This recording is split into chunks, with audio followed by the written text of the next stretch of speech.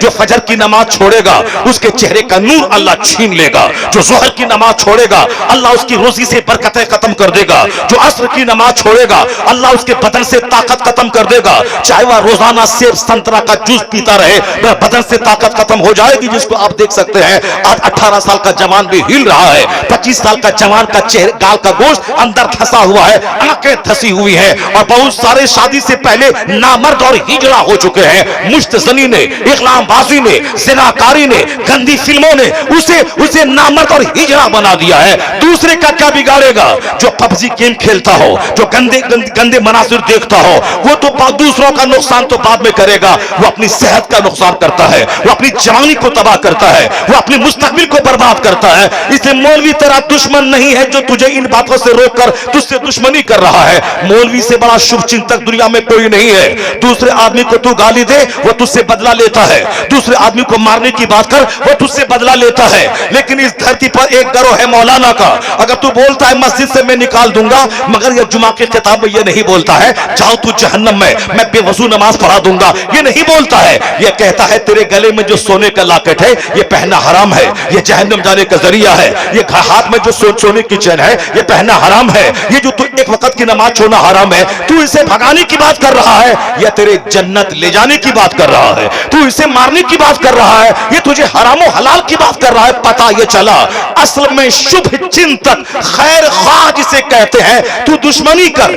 इनकी जगह के खिलाफ हो जा, इसे भगाने की बात कर, मगर ये तेरे जन्नत जाने की बात करता है, तेरी सेहत की बात करता है, तेरी आबादी की बात करता है। तो गालियां सुनकर जो तेरी रहमत की दुआ करे, इस धरती पर न कोई नेता है और न कोई आईएएस ऑफिसर है। अगर कोई गिरोह है तो वह उलमा की जमात है जो गालियां सुनने के बाद भी तुझे जन्नत का रास्ता दिखाता है, तुझे जन्नत का रास्ता दिखाता है। ये वाहिद गिरोह है आलिमों का। इसलिए खिताब में कभी कोई तुम्हारे खिलाफ कोई बात नहीं करता कि तुम चाहे जैसे करो जाओ जहन्नम में, हमको उससे क्या मतलब है, नमाज छोड़ दो चलेगा, रोजा छोड़ दो चलेगा, ऐसी बातें कोई नहीं करता है। वो हमेशा हमारी बदनिगाह, हमारी बदअमली पे सरजनिश करता रहता है, तंबीह करता रहता है, बदअमली की तनकीद करता रहता है। तो मैं आपसे कहना चाहता हूं कि आज इन उलमा की कदर कम हो गई, इसलिए दुनिया की हवस हमारे दिल दिमाग में ज्यादा हो गई। माल की बात चल रही थी, ये माल के बारे में कुरान करीम की सिर्फ एक आयत में पढ़ता हूं। उस आयत को गौर से आप पढ़ें, अपने बाल बच्चों को बताएं, अपने बाल बच्चों को बताएं कि बरकतें पबजी खेलने में नहीं है, बरकतें नमाज छोड़ने में नहीं है, बरकतें दूसरों बंदों से फ्रेंडशिप करने में नहीं है। बरकत है उसमें जो फजर पढ़ेगा चेहरा मुनव्वर होगा, जो जोहर पढ़ेगा उसके माल में बरकत होगी, जो असर पढ़ेगा बदन में ताकत होगी, जो मगरिब पढ़ेगा औलाद में बरकत होगी, जो ईशा पढ़ेगा नींद में राहत होगी। नींद में राहत चाहिए, औलाद में फरमाबरदारी चाहिए, बदन को ताकत चाहिए, माल में बरकत चाहिए। नहीं है वो नेताओं के दरवाजे पे जाके अपनी चप्पल को घिस कर वहां नौकरी की तलाश में सुकून नहीं, सुकून है नमाज़े पंजगाना पाबंदी से पढ़। हदीस में आया है अल्लाह वहां से रोजी देगा जहां से बंदा सोच नहीं सकता है। अल्लाह वहां से रोजी देगा जहां से बंदा सोच नहीं सकता है। बरकतें तो यहां है, लोग साहब बरकतें तो एंटी इस्लामिक तरीका कार में तलाश कर रहे हैं। अब जरा गौर से सुनिए, मैं उस आयत करीमा को पढ़ता हूं जिसमें माल की इस कदर जोरदार मुसम्मत की गई है जिससे बड़ी मुसम्मत कुछ हो ही नहीं सकती है। उस आयत करीमा को मैं पढ़ता हूं जो चूंकि हमारे नजदीक मकान बहुत बड़ी चीज है, हमारे नजदीक गाड़ी बहुत बड़ी चीज है। अब जरा गौर से सुनिए अल्लाह क्या कहता है, वलौला अयकुना नासु उम्मतन वाहिदा लजअलना लिमन यकफुरु बिर्रहमान वलिबुयूतिहिम सुक़फ़म मिन फिद्दा। सुक़फ़म मिन फिद्दा इसका माने सुनिए अल्लाह क्या कहता है। माल बहुत बड़ी चीज है, माल के लिए ही नमाज छोड़ना है, माल के लिए ही मदरसे में नहीं पढ़ना है। मदरसे में पढ़ने वाला जन्नती, मदरसे में जो पढ़ता है मन सलका फी तलबिल इल्म, जो इल्म की तलब में रास्ता तय करता है वह जन्नत का मुसाफिर होता है। अल्लाह उसको जन्नत की तरफ ले जाता है, अल्लाह उसके गुनाहों को झाड़ देता है। एक चैप्टर सिर्फ हदीस कुरान और दुनियात का सुबह फजर के बाद पढ़े और कोई दूसरा आदमी 1000 रकअत नमाज नफल पढ़े, हदीस माया है खैरुम मिन अल्फे रका। जिसने फजर की नमाज पढ़ी और फिर दीन का एक चैप्टर पढ़ लिया, बहार शरीयत का, कानून शरीयत का, नूरुल ईसा का, कुदूरी का, शरह विकाया का, हिदाया का, उर्दू में अनवारे शरीयत का, नमाज रोजे हज व ज़कात के कवानीन का एक चैप्टर पढ़ लिया। मन सल्ला सलातल फज्र सुम्मा क़रअ बाबन मिनल इल्म, इल्म का एक चैप्टर पढ़ लिया, आया है खैरुम मिन अल्फे रका। 1000 रकअत नमाज नफल पढ़ने से यह काम बेहतर है। और रात के बारे में आया है तदारुसुल इल्म साअतम मिनल लैल खैरुम मिन इहयाइहा। रात में थोड़ी देर इल्म सिखा देना, जैसे मैं सिखा रहा हूं और आप जैसे सीख रहे हैं, इस महफिल के बारे में आया है थोड़ी देर इल्म सिखा देना, सीख लेना, रात भर नफल इबादत करने से बेहतर है। एक बंदा अपने घर में 1000 रकअत नमाज नफल पढ़े, एक बंदा आलिम के पास बैठकर कुरान हदीस का एक चैप्टर पढ़ ले। यह पढ़ना पूरी रात जाकर हजारों रकअत नमाज नफल पढ़ने से बेहतर है, क्योंकि इल्म से ही यकीन पुख्ता होता है। वहां अगर कोई मुशरिक हो जाए, गैर मोमिन हो जाए और वो बोले कि हम अल्लाह को नहीं मानते हैं, तब वह बोले कि चपरासी की नौकरी मिल गई तो जिस उसको वो सब भगवान का दर्शन हो गया। कोई पियून बन जाए, गवर्नमेंट की नौकरी मिल गई, अब ये साहब बहुत भाग्यशाली हो गया, अब ये साहब बहुत आदरणीय और सम्मान के योग्य के पात्र हो गया, वो अलग बात है। मगर मोमिन होने के नाते आपको यकीन करना पड़ेगा मेरा खुदा सच्चा, खुदा का कलाम कुरान सच्चा, तो फिर मानना पड़ेगा जो कुछ रब ने कहा वह बात सच्ची। रब ने कहा इल्म वाला दर्जों बुलंद होता है, तो जो रब ने कहा वो बात सच्ची है। और मालूम है माल की हैसियत जो हमारे नजदीक बहुत बड़ी चीज है, इस बात को मैं बहुत बड़ा समझता हूँ। आजकल अल्लाह ने माल को इतना सस्ता बना दिया कि जो लोग कल मुर्दों की खाल खींचते थे वह लोग आज करोड़ों के मकान में रहते। जो लोग जिसको हम लोग बिल्कुल नीच कहते थे, वह लोग जो हड्डी चुनते थे, वह लोग जो दूसरों के घर में पाखाना साफ करने आते थे, आज वह लोग भी 10-10, 20-20, 50 लाख के मकान में रहते। अल्लाह ने मकान को सस्ता बना दिया ताकि समाज का सबसे निचला आदमी वह भी 10 मंजिला मकान में आराम करे। अब मकान बनाना 50 साल पहले एक बहुत बड़ा काम था, अब वो बड़ा काम नहीं रहा, अल्लाह ने सबको दे दिया। पहले आज एक राजदूत कोई खरीदता था 50 साल पहले तो सारे इलाके के लोग देखने आते थे। एम्बेसडर कार कोई खरीदता था तो सारा इलाका जमा हो जाता था। लेकिन आज मैं अगर 10 करोड़ रुपए की अगर जागवार कंपनी की कार भी खरीदूं तो मेरा पड़ोसी भी देखने के लिए नहीं आता है, क्योंकि इतनी सस्ती हो गई है वो कार कि हर आदमी के दरवाजे पे है। तो अब भी आप बोलेंगे कि माल बहुत बड़ी चीज है, रुपया पैसा बोलता है, रुपया वाला ही सबसे ज्यादा इज्जत वाला है, रुपये वाले को आप इज्जत देंगे, सम्मान देंगे। जरा गौर से सुनिए, मैं एक आयत पढ़ता हूं कुरान करीम की। अगर दिल जिंदा है तो सारी जिंदगी रोशनी हासिल करने के लिए इसी एक आयत का पढ़ना, उसका समझना, यही आपके लिए काफी हो जाएगा। जिसको मैं महत्व देता हूं। आज बच्चा मेरा नमाजी बने ना बने मगर डॉक्टर बने। क्यों? डॉक्टर बनने के बाद 2 लाख रुपए महीना कमाएगा। मेरा बच्चा रोजा रखे ना रखे, पढ़ने के जमाने में नहीं, बच्चा का एग्जाम है, रोजा रखेगा तो एग्जाम की तैयारी नहीं कर पाएगा। अब वो इंजीनियर बनेगा, प्रोफेसर बनेगा, डॉक्टर बनेगा, साइंटिस्ट बनेगा, इसलिए बच्चा रोजा नहीं रखेगा। एक रोजा छोड़ देने के बदले में सारी जिंदगी रोजा रख ले, फिर भी उस एक रोजे का बदला रमजान के रोजे का नहीं हो सकता है। लेकिन डॉक्टर बनने के नशे में बच्चा रोजा नहीं रखेगा, एग्जाम है, बच्चा रोजा नहीं रखेगा, बच्चा नमाज नहीं पढ़ेगा। नमाज पढ़े ना पढ़े मगर डॉक्टर बनाना है। क्यों? 10 लाख, 20 लाख, 25 लाख रुपए महीना कमाना बहुत बड़ी बात। जो लोग जन्नत पे विश्वास नहीं करते हैं वह इस तरह की बातें करें, कोई शिकायत नहीं। जो आखिरत पर जिसका ईमान नहीं है वह इस तरह की बातें करें, हमें उससे कोई शिकवा नहीं है। लेकिन शिकवा उससे है जो कहता है कि मैं मुसलमान हूं, शिकवा उससे है जो कहता है कि आखिरत है, जो कहता है कि आखिरत कायम होगी, जन्नत है, जहन्नम है, और कयामत का एक दिन दुनियावी काउंटिंग के हिसाब से 50,000 साल के बराबर होगा।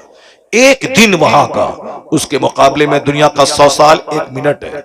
मैं डॉक्टर बन गया, 50 लाख रुपए डेली में कमा रहा हूं, फिर क्या होगा? 60 साल के बाद मैं बूढ़ा हो गया, दांत टूटने लगे, आंख की बीनाई खत्म हो गई, घुटने टखने में दर्द है। फिर 70-90 साल की उम्र में हमारे शफीक साहब बर्क जैसा हम बूढ़े हो गए, दाढ़ी के बाल सारे सफेद, बदन हाथ सूख के कांटा हो जाएगा। 100 साल के अंदर फरिश्ता आएगा और फिर कहेगा, बोलेगा चलो अब वहां चलो जहां तुम्हें सदा रहना है।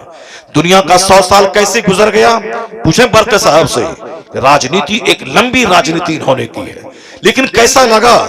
वो बोलेंगे कैसा लगा जैसे परसों राजनीति में आए और आज बूढ़े हो गए। ये 100 साल की क्या हैसियत है? मौलाना तौसीफ साहब से पूछे हैं कि जनाबे नूह अलैहिस्सलाम कितने दिन तक दुनिया में इस्लाम की तबलीग की? 950 साल। 950 साल के बाद जब वक्ते अजल आया, मौत का वक्त आया, फरिश्ते आए, तो पूछा गया कि हुजूर 950 साल, 950 साल यानी अबाउट 1000 ईयर्स, यानी लगभग 1000 साल आप दुनिया में रहे, कैसा रहा, कैसा लगा? आपने क्या कहा? ऐसा लगा जैसे एक मकान है, उस मकान के 2 दरवाजे हैं, एक से घुसा दूसरे से निकल गया। जरा जोर से बोले सुभान अल्लाह। सुभान अल्लाह। हम लोग बस मैं डीएम बन गया, ठीक है, मैं 30 साल तक तो पढ़ता रहा, 18 घंटे स्टडी किया, मारे मारे फिरता रहा, और उसके बाद मैंने नौकरी की, डीएम बन गया। ऐसा नहीं कि डीएम बनने के बाद अब घर में बैठे हैं और हर महीने 5 लाख महीना गवर्नमेंट मेरे अकाउंट में डाल रही है और मैं आराम से खा पी रहा। चूंकि मैंने 25 साल 18 घंटे स्टडी करके मैं मेहनत करके मैं डीएम बन चुका हूं। नहीं नहीं, वो डीएम बनने के बाद रिटायरमेंट तक 62 ईयर्स तक उसे 24 घंटे की ड्यूटी करनी पड़ेगी। पूरे हिंदुस्तान में किसी डिस्ट्रिक्ट में पहुंच जाए, जूता पहन के डीएम कभी कभी सोता है।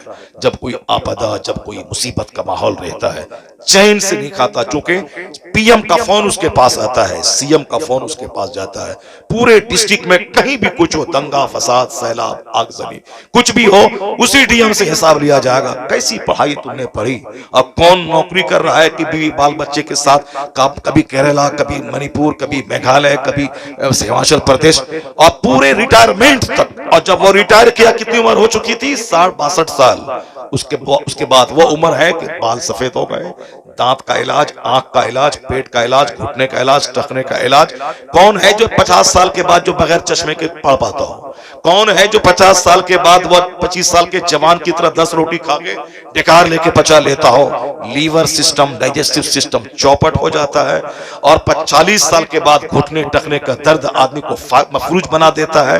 आंख की बीनाई, ऑपरेशन, चश्मा काला पहनना, यह आदमी की आदत सानिया बन जाती है। दांत एक को उखाड़ के गया, 6 महीने के बाद फिर दूसरा दांत उखाड़ने गया, फिर उसको भरना है। यानी ये जिंदगी में 1 दर्जन बीमारी, फिर 70-80 साल हो गए, मौत का इंतजार चलिए। 100 साल में डीएम बने कि डॉक्टर बने कि अरबपति बने कि बरकत साहब की तरह लगातार 3-4 पीरियड तक एमपी बन के रहे, कि साहब मोदी जी की तरह बिल्कुल प्राइम मिनिस्टर, सीएम रहे गुजरात के और पीएम रहे पूरे भारत के 2024 में, और फिर दोबारा जीतने का प्लान बांधे, कुछ भी करें, 100 साल के अंदर ही अंदर उसे वहां जाना होगा जहां मौत नहीं है, जहां का एक दिन 50,000 साल के बराबर है। दुनिया में आज बीमारी है, कल तंदुरुस्ती। दुनिया में आज गरीबी है, कल मालदारी। दुनिया में आज इज्जत है, कल जिल्लत। दुनिया में आज तंगी है, कल खुशहाली। दुनिया में आज तंदुरुस्ती है, कल बीमारी, या आज बीमारी है, कल तंदुरुस्ती। मरने के बाद ऐसा कुछ नहीं होगा। वहां या तो सिर्फ बाग ही बाग है, जन्नत है सदा खरबों साल, महासंखों साल, या फिर आग ही आग है जहां खरबों साल। वहां आदमी मौत ही को ज़बह कर दिया जाएगा। हदीस में आया है कि जन्नती जन्नत में, जहन्नमी जहन्नम में, और दोनों को पुकार के कहा जाएगा, सुनो सारे लोग, सारे जन्नती जहन्नमी बिल्कुल हम दरगोश होकर सुनने लगेंगे। जन्नती इस खौफ से कहीं जन्नत से निकलने का आदेश तो नहीं होगा, और जहन्नमी इस उम्मीद में कहीं इस आग से रिहाई का परवाना तो नहीं मिलने वाला है। सारे जहन्नमी और जन्नती कान लगा के सुनेंगे फरिश्ता क्या कह रहा है। फरिश्ते कहेंगे, जन्नतियों तुम ईमान लाए, तुमने अच्छा काम किया, मुबारक हो, अब जन्नत में सदा रहो, ये नेमत तुमसे छीनी नहीं जाएगी।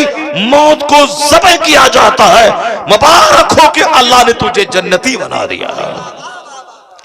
दुनिया में जवान है मगर बुढ़ापे का अंदेशा है। दुनिया में आज मालदार है, कल गरीबी का अंदेशा है। दुनिया में आज सेहतमंद है, कल बीमारी का एक खौफ दिमाग में हमेशा रहता है। आज नौकरी में हूं, नौकरी से सस्पेंड और डिस्चार्ज का एक इम्कान, एक चांस, एक अंदेशा हमेशा दिमाग में रहता है। जो बंदा दुनिया का कोई कहे कि मैं हर एतबार से परिपूर्ण हूं, उससे बड़ा पागल दुनिया में कोई नहीं है। क्योंकि दुनिया में फुलफिलमेंट अल्लाह ने रखा ही नहीं है, परिपूर्णता अल्लाह ने रखा ही नहीं है। क्योंकि जवानी के पीछे बुढ़ापा है, सेहत के पीछे बीमारी है, इज्जत के पीछे जिल्लत है, मालदारी के पीछे गरीबी है, और जिंदगी के पीछे मौत की तलवार लटक रही है। इसलिए दुनिया में कोई बंदा सुखी रह ही नहीं सकता है। अगर कोई कहे कि हर एतबार से मैं सुखी हूं, उससे बड़ा पागल कोई नहीं है। क्योंकि बीमार पड़ना है, पांव में कांटा चुभना है, उसे गिरना है, पड़ना है, और हासिदीन का शिकार होना है। मैं खुश हूं, सारे पड़ोसी मुझसे जल रहे हैं। मेरी बेटी की शादी है, मेरा अपना भाई मुझसे बगावत कर रहा है। नहीं है सुख दुनिया में। मैं अपने घर में हूं, शराबी शराब के नशे में गाना वॉल्यूम ऊंचा करके सुन रहा है। आप कुछ कर नहीं सकते, आपको अपना घर का दरवाजा बंद करना होगा और कान में ठूसनी पड़ेगी रुई। वो करेगा, उसको आप बोल नहीं सकते हैं। वो बोलेगा मैं गरीब हूं तो क्या हुआ, मैं अपने घर में बजा रहा हूं, उसको से क्या मतलब है। दुनिया में तनाव, टेंशन। इसलिए जो ये चाहता है कि मैं हर एतबार से खुश रहूं, डीएम बनने के बाद, एसपी बनने के बाद, 50 मॉल बनाने के बाद, उससे बड़ा गधा कोई नहीं है। दुनिया में अल्लाह ने सुख रखा ही नहीं है। लता मंगेशकर जिसकी शोहरत इतनी कि दुनिया भर के लोग उसे जानते हैं, दौलत इतनी कि बंबई के पौश इलाके में करोड़ अरबों का घर, दुनिया के 100 से ज्यादा ममालिक का भ्रमण किया। जब उनसे पूछा गया आप इस शोहरत, मकबूलियत और दौलत के ढेर पे कैसा फील कर रही हैं, उनका जवाब था I like to leave this world. मैं इस दुनिया को छोड़ना चाहती हूं, मरना चाहती हूं। जो मैं ढूंढती थी मुझको नहीं मिला। शोहरत, दौलत, इज्जत। पार्लियामेंट में बैठकर प्रधानमंत्री नीचे कुर्सी पर है, वह बैठकर देशभक्ति के गीत गा रही है और सारे सांसद सुन रहे हैं और प्रधानमंत्री उसकी गीत सुनते हैं। पूरा हिंदुस्तान फैन है उसका। लता मंगेशकर जी बंबई में जहां उसका घर है, बंबई की कॉर्पोरेशन ने कहा कि मकान तोड़ के शानदार घर बाहर बना देता हूं ताकि सड़क सीधी हो जाए। वह बोली मैं बंबई छोड़ के बाहर चली जाती हूं। गवर्नमेंट ने कहा कि मत जाओ, मैं अपनी सड़क टेढ़ी कर लेती हूं, मगर तू अपना घर वहीं रख, तू बंबई में रह, बंबई छोड़ के मत जा। नाइटिंगेल ऑफ इंडिया, बुलबुले हिंद उसका टाइटल है। 1 दर्जन से ज्यादा उसके पास अवार्ड है, 1 दर्जन से ज्यादा। मगर वो क्या कहती है, जो मैं ढूंढती थी मुझको नहीं मिला। अब मैं मरना चाहती हूं। कितने अपने गाने सुनो, कितनी फिल्में देखूं, कितने घर की दीवार को देखूं, कितना अमेरिका यूरोप का भ्रमण करो, दिल नहीं लगता है। जब वह खरबपति और शोहरत के ढेर पर बैठी उसको सुकून नहीं है, तो तू जैसे फटीचर को क्या सुकून मिलेगा, जो 2-4 कमरे का घर बनाने के बाद इतराता है कि मैं सबसे बड़ा हूं, 2-4 गाड़ी खरीदने के बाद इतराता है मैं सबसे बड़ा हूं। जब उसको सुकून नहीं है, उससे भी आगे जा, चार्ली चैपलिन का नाम गूगल पे सर्च कर, उसका एक जुमला निकलेगा। वह जुमला है I like to walk in the rain, nobody can see my tears. मैं बारिश में टहलना चाहता हूं ताकि जी भर के मैं रो, ताकि मेरे आंसू को कोई देख नहीं सके। चार्ली चैपलिन करोड़ों जिसके फैंस हैं, जिसके नाम पे मैंने इंडिया में दुकान का नाम देखा है, चार्ली चैपलिन के नाम पे इंडिया में उन दुकान है, जैसे मंगेशकर के नाम पे अमेरिका में कोई दुकान होगी। मगर उन्होंने क्या कहा, मैं जी भर के रोना चाहता हूं ताकि मैं इतना रो कि मेरे आंसू को कोई देख नहीं पाए, मैं बारिश में टहलूं। डॉक्टर के पास जाके बोलता है डॉक्टर मेरे दर्द की दवा दे। कहा कौन सी दवा? कहा मैं अंदर से मैं टूटा रहता हूं, सुख नहीं है मेरी जिंदगी में। कहा चार्ली का शो देखा करो, तेरा गम हल्का हो जाएगा।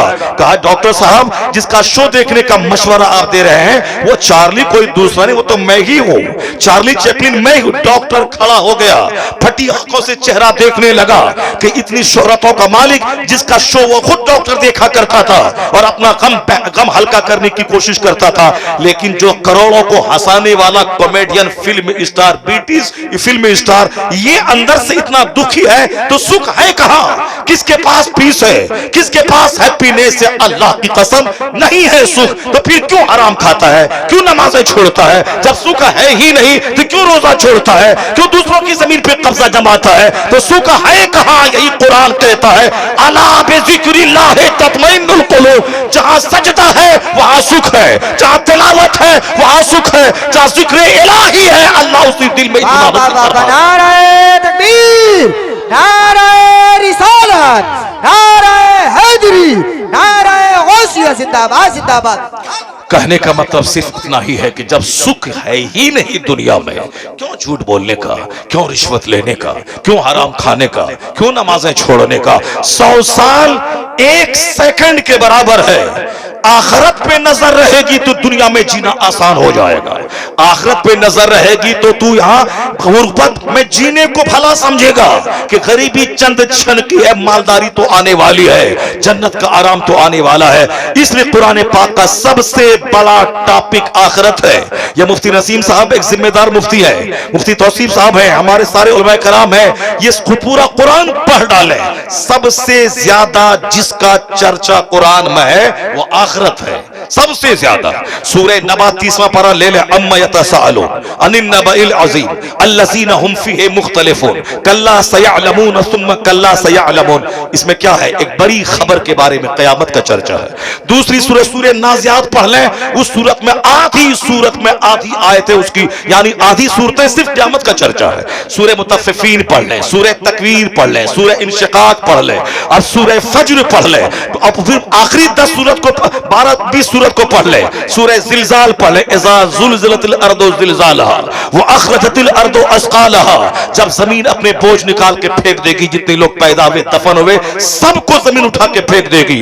कुरान कहता है वही 30वें पारे में है, वैसल बिहार फुज्जरत, जब समंदर को बहा दिया जाएगा। वैसल बिहार सुज्जरत, जब समंदर में आग लगा दी जाएगी। वो कुरान कहता है अल कारियतु मल कारिया वमा अदराका मल कारिया, वो चिंगार की आवाज, जो आवाज आएगी जिससे आदमी का सीना फट जाएगा। वल आदियात दबहा फल मूरियात कदहा फल मुगीरात सुबह फअसरन बिही नक़ा फवसतन बिही जमआ इन्नल इंसान लिरब्बिही लकनूद व इन्नहु अला ज़ालिका लशहीद व इन्नहु लिहुब्बिल खैर लशदीद अफला यअलमु इज़ा बुअसिरा मा फिल क़ुबूर व हुस्सिला मा फिस सुदूर इन्न रब्बहुम बिहिम यौमइज़िन लख़बीर। पढ़े पूरी सूरह, सूरह तकासुर पढ़े, अलहाकुमुत तकासुर हत्ता ज़ुरतुमुल मक़ाबिर कल्ला सौफ़ तालमून सुम्मा कल्ला सौफ़ तालमून। सूरह वैलुल लिकुल्लि पढ़े, वैलुल लिकुल्लि हुमज़तिल लुमज़ा अल्लज़ी जमअ मालन व अद्ददा अयहसबुल इंसानु लम यरहु। सूरह वैलुल लिकुल्लि पढ़ के देखें, सिर्फ क़यामत का चर्चा है और तुम मुज़म्मत की गई दुनिया के माल की। अलम तरा कैफ़ पढ़ ले और फिर साहब और दूसरी सूरतों में पढ़ ले, सब में आखिरत का चर्चा है, जन्नत का चर्चा है, मग़फ़िरत का चर्चा है, आग का चर्चा है, जहन्नम का चर्चा है, जन्नत का चर्चा है। कुरान का सबसे बड़ा टॉपिक आखिरत ही है और आज हमारे घर का सबसे कमजोर टॉपिक आखिरत है। मेडिकल साइंस का चर्चा है, क्रिकेट का चर्चा है, फिल्म का चर्चा है, डॉक्टर बनाने का चर्चा है, इलेक्शन जीतने का चर्चा है, जमीन खरीदने का चर्चा है, साहब शादी ब्याह का चर्चा है, अपनी बेटी को पढ़ा लिखा कर डॉक्टर बनाने का चर्चा है। कोई अपने घर में 1 मिनट भी बैठकर आखिरत की बात नहीं बोलता। कई लाख मुसलमानों की बेटियां मुशरिकों के साथ भाग गई, उसके जिम्मेदार ये बाप हैं जो अपनी बेटी को कभी आखिरत और जन्नत और ईमान का महत्व नहीं बताया। अपनी बेटी को सिर्फ फिल्मी जिंदगी, माल वाली जिंदगी, आसाइश वाली जिंदगी, तो फिर तो वह आसाइश के चक्कर में काफिरों के पास जाना पड़े, वह चली गई। आपने कब बताया है कि असल में ईमान सबसे बड़ी चीज है? दुनिया मिले ना मिले, अगर ईमान सलामत है सबसे बड़ा वो धनवान है। दुनिया की जिंदगी आर्जी, फानी और वक्ती टेम्पररी है, असल दायमी जिंदगी आखिरत की है। अगर आप घुट्टी में पिला देते, अगर कोई दुश्मन उसको कहता कि 10 लाख रुपए मैं दूंगा, तू मेरी गोद में आ जा, या बोलती मैं सारी जिंदगी कुंवारी रह जाऊंगी मगर ईमान का सौदा नहीं करूंगी। इसलिए हर माँ बाप पे लाजिम है कि इंजीनियरिंग की बात बाद में करे, मेडिकल साइंस की बात बाद में करे, पॉलिटिकल तबसरा बाद में करे, पहले आखिरत और इस्लाम और ईमान का महत्व बता दे। दुनिया में कुछ मिलेगा मिले, उसका बच्चा ईमान लेकर अगर आखिरत में चला गया तो सबसे बड़ा धनवान वही है और सबसे बड़ा कामयाब बाप वही है जो बच्चे को कुछ दे ना दे ईमान की दौलत। नारे तकबीर, नारे रिसालत, नारे हैदरी, जलसा तजदीदुल कुरान, इदारा तजदीदुल कुरान, जिंदाबाद जिंदाबाद। और आप जनरल जो है वो और खुद हमारी बिरादरी में बहुत सारे लोग जब तक हैं मस्जिदों में तब तक ठीक है, मस्जिद से बाहर निकले उनका भी हाल आप ही की तरह हो जाता है। और फिर वह भी कहते हैं कि नहीं नहीं हम बुखारी शरीफ पढ़ाते हैं तो क्या हुआ, इस आप हाथ चूमते हैं मगर पैसा कहाँ है, माल कहाँ है? माल तो वहाँ हमारे इलाके में बहुत बड़ी दरगाह है, वहाँ के खादिम से मैंने कहा, मैं अक्सर जाता रहता हूँ, मैंने उनसे कहा अरे तुम तो यहाँ रहते हो, हजरत के पास हम लोग तरसते हैं आने के लिए, टाइम नहीं मिलता है, मौका मिलता आ जाते, तुम तो 24 घंटे यहाँ रहते हो। क्या बोला, वो बात तो सब सी है मगर माल कहाँ है, माल कहाँ है? ये वो बिल्कुल सच बात कह रहा हूँ, ये मेरे साथ, मैंने उनसे कहा बहुत खुश नसीब हो तुम यहाँ रह रहे हो। वो चिमनी बाजार शरीफ आप जानते होंगे, बहुत बड़े बुजुर्ग हैं, जमालुल हक बंदगी रदी अल्लाह तआला अन्हु वो रहते हैं। मैंने वहाँ के एक खादिम से कहा कि तुम तो साहब जन्नत में रहते हो, हजरत यहाँ है, हम लोग तो कभी कभी आते। कहा वो बात सब ठीक है मौलाना साहब मगर माल कहाँ है? बरेली शरीफ में मैं दारुल इफ्ता में एक बार गया एक इस्तिफ्ता को लेने के बाद, और फिर कहा कि उन्होंने कहा हजरत आप लोग तो बड़े खुश नसीब है साहब, यहाँ वहाँ जहाँ तहाँ पूरा भारत घूमते हैं, 50,000 40,000 ये वो बाप क्या पैसा आपके पास है? मैंने कहा हजरत आप आला हजरत के पास रहते हैं, हम लोग तो कभी कभी साल में एक बार दो बार आते हैं, आप तो मुजद्दिद आजम के आस्थाने के पास रहते हैं, आप तो मरकज़े अहले सुन्नत में आप रहते हैं। मरकज वही बरेली है, चाहे कुछ भी हो जाए, 50,000 कमरे कम स्कूल कहीं खोल दे, मदरसा खोल दे, मगर मरकज बरेली ही रहेगा। क्यों? इसलिए कि दूसरा आला हजरत नहीं होगा। तो जब तक रजा की कब्र बरेली में है, मरकज अहले सुन्नत तो बरेली। मैं तो अक्सर कहता हूं न रहे मंजर इस्लाम, न रहे मजहर इस्लाम। क्या मंजर इस्लाम की वजह से बरेली मरकज है? क्या मजहर इस्लाम की वजह से बरेली मरकज है? क्या जामिअतुर रजा की वजह से बरेली मरकज है? नहीं, मरकज अहले सुन्नत आला हजरत की फिक्र की वजह से है कि आला हजरत ने गुस्ताखों के चेहरे को बेनकाब किया, मजहब अहले सुन्नत व जमात का तहफ्फुज किया, तहफ्फुज नामूस रिसालत करके करोड़ों मुसलमानों को बेईमान होने से बचाया। तो आला हजरत की फिक्र की वजह से मरकज बरेली हमारा है, आला हजरत की वजह से। तो आला हजरत की वजह से जब मरकज है तो वो तो हमेशा मरकज रहेगा बरेली। मदीने में चाहे वहां भी गवर्नमेंट हो, वहां भी इमाम रहे, वहां भी गवर्नर रहे, मगर मदीना तो राजधानी है, चूंकि मुस्तफा की कब्र अनवर मदीना में है। अब चाहे वहां का हाकिम कोई भी हो मगर मरकज इस्लाम मदीना है, मरकज इस्लाम मक्का है। उसी तरह हिंदुस्तान में सुन्नियों का मरकज बरेली है, चूंकि इश्क रसूल की हिफाजत वहां मुस्तफा के उस जबरदस्त दाई और मुबल्लिग ने किया है।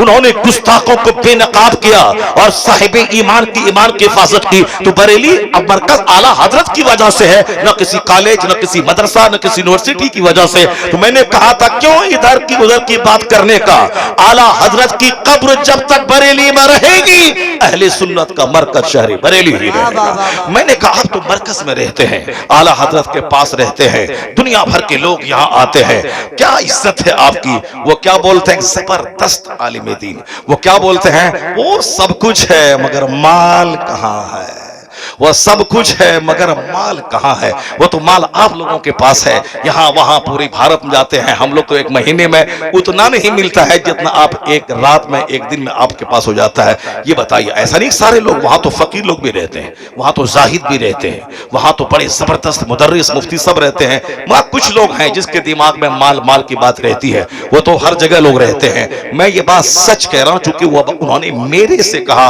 वो सब ठीक है मौलाना साहब मगर माल कहाँ है। तो आप ही के समाज में तो मैं भी रहता हूँ, आप ही का चेहरा तो मैं पढ़ता हूँ। चेहरा अगर जन्नती का देखूं तो सोच जन्नती पैदा हो जाती है, और चेहरा बेनमाजी का देखूं तो हमारी भी थिंकिंग उसी तरह की हो जाती है। इसीलिए कहा गया अर रजुलु अला दीन खलीली फलयंजुर अहदुकुम मन युखालिल। हदीस में आया है कि हर आदमी अपने दोस्त के दीन पे रहता है, इसलिए देख ले कि तू दोस्ती किससे कर रहा है। So watch whom you befriend, देखो तू किससे दोस्ती कर रहा है, किससे तू फ्रेंडशिप तू बना रहा है, अपने दोस्त का सर्किल तेरा कैसा है। आदमी अपने दोस्त के दीन पे होता है। A man lives on the religion of his friend, आदमी अपने दोस्त के दीन पर रहता है, क्योंकि अगर गहरी दोस्ती हुई तो वह बंदा कुछ भी गलत करे ये उसको सच मानने को तैयार होता है। बेशुमार लोग बेईमान हो गए इसलिए उनके दोस्त का सर्किल मुशरिकीन का था, वो उनको अच्छा कहने लगे, उनकी तरफ झुक गए। पहले तो अच्छा नहीं बोलता है, पहले तो मुस्कुराता है, फिर उसके बाद धीरे धीरे उनके साथ मिलकर खाता है, फिर धीरे धीरे जब मोहब्बत पुख्ता होगी उसके मजहब को भी बुरा कहना छोड़ देता है, फिर धीरे धीरे अपने मजहब को गलत समझकर कुफ्र इख्तियार कर लेता है। इसलिए हुजूर ने कहा रजुलु अला दीन खलीली, आदमी अपने दोस्त के दीन पर होता है। इसलिए देख ले आदमी की दोस्ती किससे कर रहा है।